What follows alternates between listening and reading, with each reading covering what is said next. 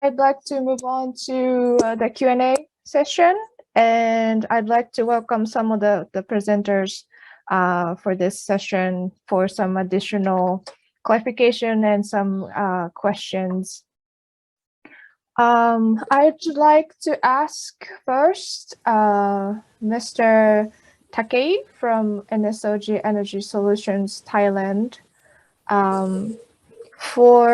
I'd like to ask if there are any future plans or any future project plans using that same technology that you introduced in Thailand or perhaps any neighboring countries. So please address that question for us, please. Okay, so let me answer your question directly first. Basically, if you consumes a lot of steam in your factory, maybe cogeneration might be a good solution, energy saving solutions for you.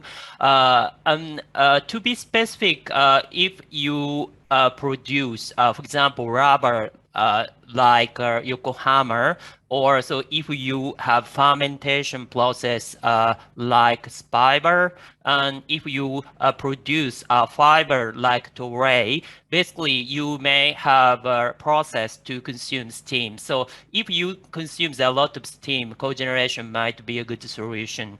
And this is because, as I said in the presentation, cogeneration is a technology to make the maximum use of waste heat from gas turbine and gas engine. And if you heard gas engine, gas turbine, you may think this is generator, but it's not. Cogeneration is technology of heat utilization. So that's why, yeah, if you have if you find a large steam consumer, maybe you may be our good collaborator to reduce carbon emission in Thailand. Thank you very much for addressing that question. Thank you very much. I'd like to next welcome back Mr. Ishikawa from Nippon Koei. I wanted to ask, just a moment. So just a moment. I'm just reviewing the questions that we have for you. Yep. I think it'll be interesting for our audience to hear any sort of important points, notes, suggestions. I think especially your company has a lot of experience supporting other companies formulate JCM projects as well. So maybe you can perhaps share some lessons learned or experiences that perhaps interesting for our audience today. Okay, thank you. Can you hear me? Yes, yeah, we can hear you. Yes, yeah, thank you so much, Yamaguchi-san. There are several points to be taken care of the project selection and formulation, JCM project formulation. At right now, so maybe I can say the 3 points. First one is whether the company has a business network and also ability, especially in the Thailand. If they don't have any network and connection with the Thai company, maybe it's very difficult. Sustainability, I mean.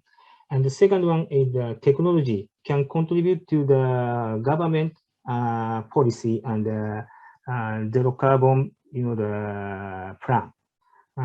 Yes, that is the second point. And also, this is not selection to apply to the JCM scheme. We take care of the cost effectiveness value. It's very important. Sometimes we we found the good project, but however, slightly difficult to apply JCM scheme due to the low cost effectiveness. Firstly, we check the 3 points. That's all. Is it okay? Yes, thank you very much. I think it was a very valuable information for our audience today. Next, I'd like to welcome back Mr. Harata from Chuba Electric Power Miraizu. I'd like to ask if is there any plan to take this co-innovation project into a full JCM project in the future, or any future plans for that co-innovation project? Thank you for question. I will answer it. I think there is a possibility that we can organize our JCM project, but now we have a plan to proceed with it other business that can be expanded in Thailand first.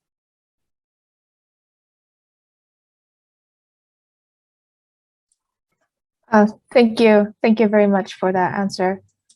And since we have a little more time, I'd like to also welcome back Ms. Akigami from Inabata for another question.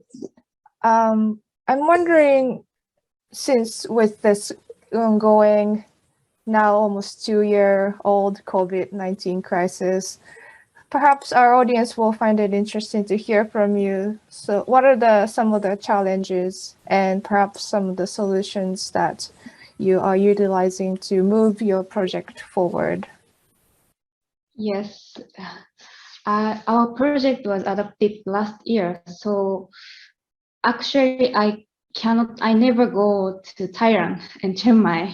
I never have been there, but my company has the Thailand branch, so the Thai staff and Japanese staff in Thailand branch in my company did much support for us.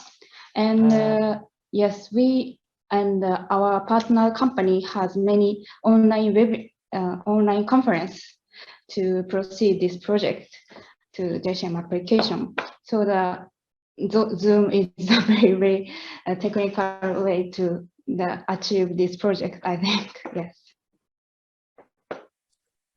Thank you very much for that, for sharing your insight.